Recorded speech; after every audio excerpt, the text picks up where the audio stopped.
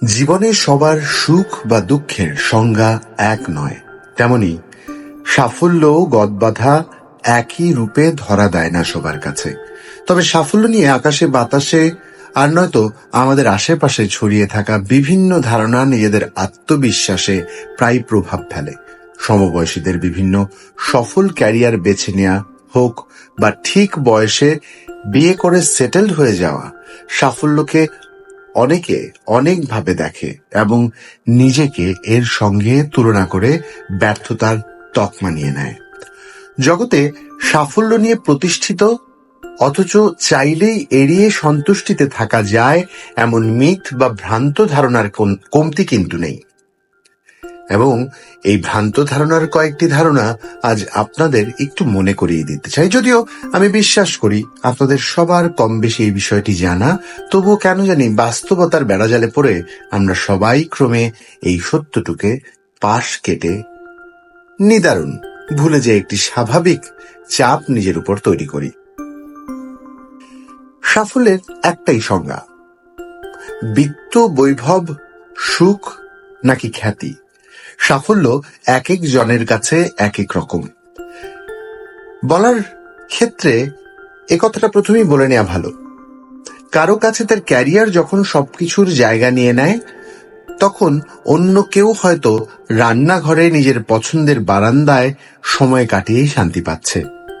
কেউ যদি জনপ্রিয় হওয়াকে সাফল্যের মাপকাঠি ধরে নেয়, তাহলে তারই পরিচিত অন্য কেউ একা সময় কাটাতে স্বস্তি খুঁজে পান।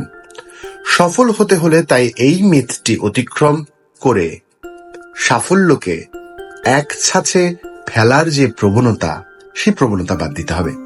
কারণ সকলের জীবনই আলাদা গল্পের বুননে তৈরি, সকলের সাফল্য আলাদা হওয়াটাই স্বাভাবিক। অন্য কারো মানদণ্ডে জীবনকে সফল বা ব্যর্থ না করে নিজের মধ্যে নিজেকে নিয়ে একটু ভেবে দেখা দরকার। তবেই হয়তো সাফল্যের প্রকৃত অর্থ ধরা দেবে, নতুবা আজীবন ছুটতে হবে কোনো না কোনো সোনার হরিণের পিছনে। গুরুত্বপূর্ণ আরো একটি বিষয় হচ্ছে, কোনোভাবেই হাল ছাড়া যাবে না, যেটাকে আমি মাঝে মাঝেই বলি নেভার গিভ আপ। কবির সুমনও আশাবাদে তার গানে বলেছেন, তার একটি গানে তিনি উল্লেখ করেছেন, হাল ছেড়ো না বন্ধু। এই হাল না ছাড়ার বুলি আমরাও প্রতিদিন একে অপরকে শোনাই। কারণ আমাদের সমাজে হাল ছেড়ে দেয়া লোককে সহজাতভাবেই ব্যর্থতার দলে ফেলে দেয়া হয়। আর ব্যর্থ হতে কেই বাঁচায়? তাই যতই কষ্ট হোক না কেন, আমরা শক্ত করে হাল ধরে রাখি। আর সেই সঙ্গে এই ভ্রান্ত ধারণাকে সঙ্গে করে নিজের মানসিক, শারীরিক ও অন্যান্য শক্তি খুইয়ে বসি। কোন একটি কাজে চেষ্টা চালিয়ে যাওয়া যতটা গুরুত্বপূর্ণ, ঠিক ততটাই দরকারি এটিও বুঝতে পারা যে কখন থামা দরকার।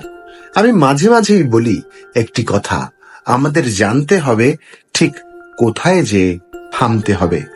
জীবন একটা ট্রায়াল অ্যান্ড এরর প্রক্রিয়া, এর বাইরে কিছু নয়। তাই ভুল কাজে নিজের সব শক্তি না দিয়ে ঠিক কাজের জন্য অপেক্ষা করাটা জরুরি। তাই যখন প্রয়োজন মনে হয়, যখন সহ্য সীমা অতিক্রম করে যায়, তখন হাল ছাড়া যাবে। হাল না ছাড়ার আরোপিত ভার কাঁধে নিয়ে ঘুরে বেড়ানোর কোনোই অর্থ নেই। একটা কথা খুব প্রচলিত, তা হচ্ছে সময় খুব গুরুত্বপূর্ণ। এ নিয়ে লেখাও আছে, সময় গেলে সাধন হবে না। প্রতিটি কাজের জন্য নির্দিষ্ট একটি সময় থাকে, সেই সময় চলে গেলে আর সেই কাজের পরিবেশ বা ফলাফল থাকে না, এমন বিশ্বাস নিয়েই আমরা বেড়ে উঠি। একটা সিনেমার কথা মনে করিয়ে দিতে চাই, প্রতিবেশী রাষ্ট্রের একটি সিনেমা, ইয়ে জওয়ানি হ্যায় দিওয়ানি। এই সিনেমার সূত্র ধরে সহজেই বলা যায়, 22 তক পড়াই, মানে 22 বছর পর্যন্ত আপনি পড়বেন, 25-এ চাকরি, 26-এ নারী বা ছোকরি যেভাবে বলি না কেন, 30-এ সন্তান, 60-এ রিটায়ারমেন্ট। এমন সাময়িক ফর্মুলা মেনেই সাধারণত জীবনে চলবার চেষ্টা করি আমরা।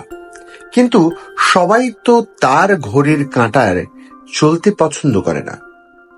কারো 40 বছর বয়সে অবসর নেয়ার ইচ্ছে ও সামর্থ্য দুই চলে আসতে পারে। ঠিক তেমনি 60 বছর বয়সে গিয়ে নতুন করে পড়াশোনা করার ইচ্ছেও খুব স্বাভাবিক বিষয়।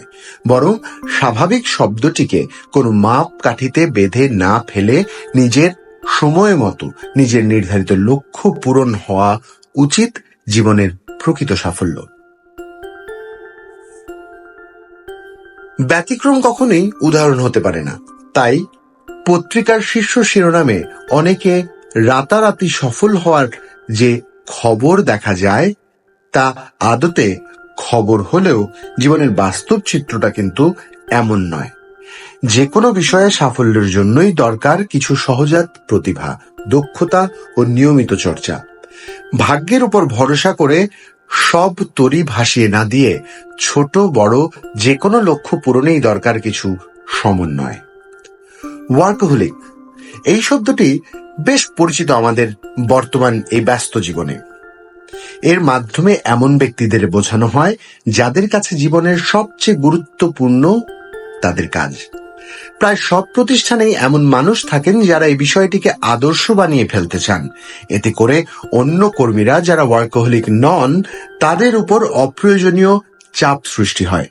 ব্যক্তিগত ইচ্ছে অনিচ্ছে, পারিবারিক জীবন, বন্ধু বান্ধব, শখ আহ্লাদ বাদ দিয়ে সার্বক্ষণিক কাজ করাই সফল হওয়ার একমাত্র উপায়, এই ধারণাটি চাপিয়ে দেওয়াটাই বড় সমস্যা। কেউ যদি নিজের ইচ্ছেতে ওয়ার্কহোলিক হতে চায়, জীবনের অন্যান্য সমস্যা থেকে দূরে থাকতে কাজকে সমাধান হিসেবে বেছে নিয়ে ভালো থাকে, সেটা ভিন্ন কথা। কিন্তু যারা সেটা চায় না তাদের সাফল্যের মন্ত্র হিসেবে এটি চাপিয়ে দেয়া ঠিক নয়। সাফল্যের কোনো সংজ্ঞা কিংবা মাপকাঠি ঠিক সংজ্ঞায়িত করবার মতো নেই। সাফল্যের পেছনের রাস্তা এমনকি গন্তব্যও কিন্তু ভিন্ন ভিন্ন। তাই সে অনুযায়ী নিজের মানদণ্ড অনুযায়ী সাফল্যের সংজ্ঞা গড়ে তুলে সেই মতো এগিয়ে যাওয়াটাই হবে বিচক্ষণের কাজ। এমনকি সফল হতেই হবে এমনটাও ভাবার কোনো মানে নেই। জীবনে ভারসাম্য ধরে রাখাটা বেশি দরকার। তাই অর্থ খুঁজতে পারলে তথাকথিত সাফল্যের বাইরেও জীবনের অর্থ আছে।